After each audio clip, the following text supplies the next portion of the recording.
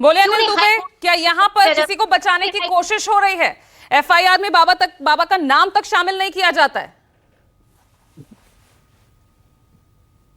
जी पूजा जी, मुझसे सवाल है क्या? जी अनिल जी। देखिए पूजा जी, सरकार अभी मनीष जी बता रहे थे, प्रदेश के मुख्यमंत्री जी इस पर संवेद बहुत वो खुद दुखी हैं, वो उस पर कार्रवाई करने की बात कर रहे हैं। जहां तक कि घटना की बात है, घटना में सरकार अपनी कार्रवाई कर रही है। नहीं, सरकार प्रियंका जी यहाँ साफ तौर पर आरोप लगा रही हैं कि किसी को बचाने की साजिश है। क्यों बाबा का नाम प्रियंका जी नहीं डाला गया एफआईआर में? ये राजनीति का, पूजा जी ये राजनीति का विषय नहीं है, ये बहुत भयावह स्थिति है। इस पर सभी राजनीतिक दलों को संवेदनशील होना चाहिए। ये राजनीति का विषय नहीं है।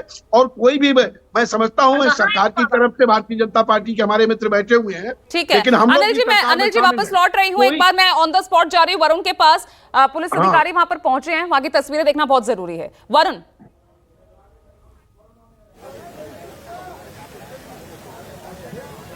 देखिए आईजी अलीगढ़ यहाँ पर पहुंचे थे, मुआयना करके गए घटनास्थल का। जांच कमेटी बनाई गई है, तो ऐसे में जांच कमेटी अपनी बात को जरूर रखेगी, लेकिन उससे पहले घटनास्थल में क्या स्थिति रही, आखिर कितने लोग इकट्ठे हुए, कितना बड़ा पंडाल था, तो पूरा मुआयना किया। तमाम अधिकारी यहाँ पर उनके साथ आए हुए थे। बताया गया कि किस तरीके से कितने लोग कितने बजे पहुंचे, कब ये सुबह 7 बजे से यहाँ पर लोगों का पहुंचने का सिलसिला चलता रहा और 12-1 बजे तक आते आते ये सिलसिला इतना बढ़ गया कि भीड़ यहाँ पर अथाह हो गई थी।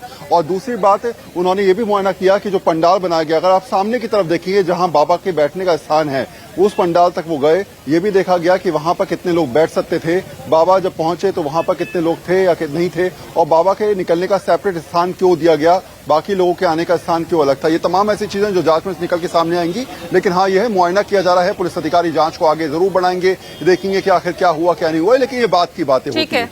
सवाल तो ये उठता है ना कि आपने जब एफआईआर में नाम ही डाला तो फिर आगे आप जांच किस तरीके से चीजें लेके जाएंगे, और शायद यही वजह है कि अब एक के बाद एक सवाल उठते भी रहेंगे। पूजा बिल्कुल, और तभी यहाँ पर सवालों की फेहरिस्त और लंबी होती जा रही है। लेकिन अनिल दुबे साहब, जो मुआयना अब हो रहा है, पिछले 15 दिनों के भीतर हो जाता तो शायद इतना बड़ा हादसा होने से बच जाता। आपका सवाल जायज है।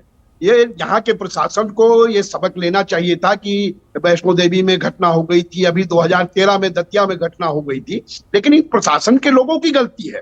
इसमें सरकार जो भी कार्रवाई करना होगा, सरकार कार्रवाई करेगी, मुख्यमंत्री जी करेंगे, हम लोग उसमें शामिल हैं। हम लोग चाहते हैं कि चाहे वो डीएम हो, एसपी हो या बाबा हो, जो भी दोषी होगा उसके खिलाफ कार्रवाई की जाएगी।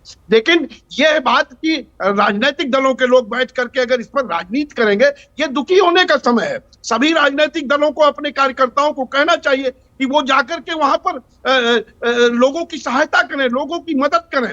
इसमें ये यहाँ कोई ये नहीं चाहता है, ना सरकार चाहती है, ना हमारी पार्टी चाहती है, ना भारतीय जनता पार्टी चाहती कोई घटना हो। आपकी नजर में इन 121 मौतों का जिम्मेदार कौन है? मैं पूजा जी कहता हूँ, कौन जिम्मेदार है आपकी नजर में? लापरवाही है। और जो भी दोषी होगा, मैं समझता हूँ कि प्रदेश के मुख्यमंत्री जी उनके खिलाफ कार्रवाई करेंगे।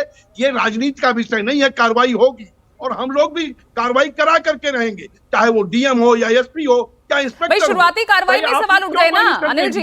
अनिल जी, शुरुआती कार्रवाई में सवाल उठ गए। देखा गया आज कितनी घटनाएं हुई, राजस्थान में घटनाएं हुई, ये प्रशासन का विषय है। प्रशासन को देखने क्यों व्यवस्था नहीं की? अगर दीपक रंजन, प्रशासन का ये विषय है, राज्य सरकार पर आप सवाल क्यों उठा रहे हैं? कार्रवाई होगी, प्रशासनिक जो भी दोषी होगा उसके खिलाफ सरकार कार्रवाई। बोलिए दीपक रंजन।